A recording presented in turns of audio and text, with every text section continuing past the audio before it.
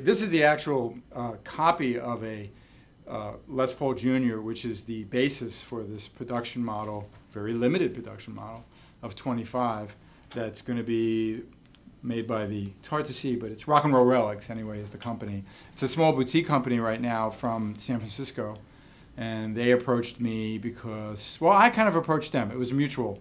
They were known for making kind of like a limited number of relic throwbacks to kind of Gibson, the double cutaway juniors, SGs, and things like that, done in interesting colors, interesting finishes of relic. Okay, in some ways, I saw them as like a kind of cool boutique version of the Fender Custom Shop, but doing Gibson style guitars, especially the late '50s, early '60s kind of models. And I was always a fan of those guitars, obviously, but one key element of a certain time of my Kiss career was there was a Les Paul Jr. that was beat to hell that became a part of my arsenal. I recorded with it, I toured with it.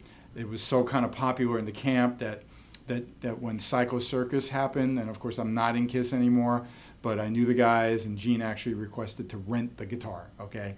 So it was a really beat up Les Paul Jr. So this one, from photos, the guy Billy from Rock N Roll Relics actually was able to recreate the guitar. And you see it's a mahogany body, it's got a lot of the parts like a Junior. In fact, mine had the speed knobs, mine had this terrible, whatever, wear and the finish, along with all these. It looked like somebody, took crazy tools, who knows what. Obviously, it had dog ears at one point, so he had to recreate the fact that at one time the plastic from the P90 pickup was over here. And this is the pickup I decided to go with for the model is an Antiquity Seymour Duncan, okay, JB model, okay, because I had a JB in there, And the bridge is like a badass. I had like this kind of a badass. I think this one's actually even maybe better than the one that I had there. The production model will actually have locking tuners, but I had showers. So that's why you see showers here, okay? So the neck was like I would call it a very friendly 50s neck. It's not big like a 58. It's closer probably to a 59. Very simple, rosewood fingerboard, mahogany slab of wood, that one pickup. And I think she screams, you know what I mean? And this prototype for the model, which obviously had slight different body changes so that it is an exact copy of a Gibson Les Paul, just is being built right now, actually. And the half of the 25 are already sold, and there's still an opportunity for people to order the other half, and I'll give all the information later, but it's rebelguitars.com is the website that's selling. So you can't get it in a store. It's only sold online. Okay, and there's information on my website, and of course there's information on rockandrollrelics.com. But you were telling me that the actual production model will even be closer to Yes. Well, what happened... Because they have their model. Yeah. Originally with Billy, I knew the owner, and I liked the guy, but it wasn't like I liked him enough to let him take my actual, what I consider a Kiss guitar. It's one of the ones that made history. It's on Carnival of Souls. You can see me on YouTube videos during the Revenge Tour performing with it. The fact that it was even on Psycho Circus is really trippy too, because I'm not even in the band anymore, and it made an appearance. The actual production model, besides slight body changes, locking tuners, and some of the relicing could be even more exact, okay? Because he has the guitar. He has the original Kiss guitar. It's a copy. It's one thing to do it from photos, and it's another thing to hold it in your hand. Yeah. And I know from the time we introduced it at NAMM 2014 to the ones that are coming out now in August, the first orders are being completed. There were little things, like I said, did you notice, and I'm crazy with this stuff, but that's good, right? I measured like this headstock, and this is his typical headstock, all right?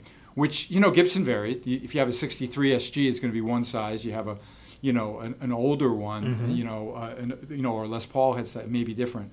So it turned out that mine was a little thicker, and I don't know why. I mean, I'll admit that my, actual real Gibson one had some real weird things happen to it. I'm convinced the neck was broken. I think even the angle might have been slightly different of the headstock. How it was repaired, who cares though? You know what I mean? It's got the sound. Right. I used to call it the Frankenstein guitar, you know, because it kind of was put together. I didn't do it. I didn't break it.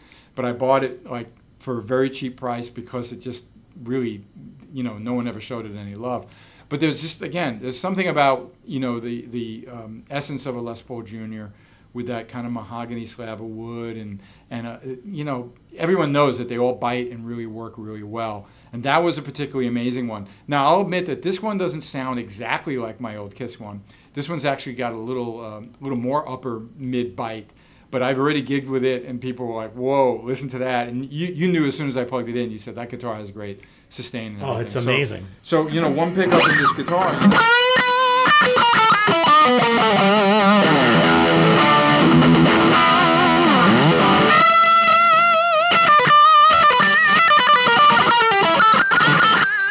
the guitar can ping.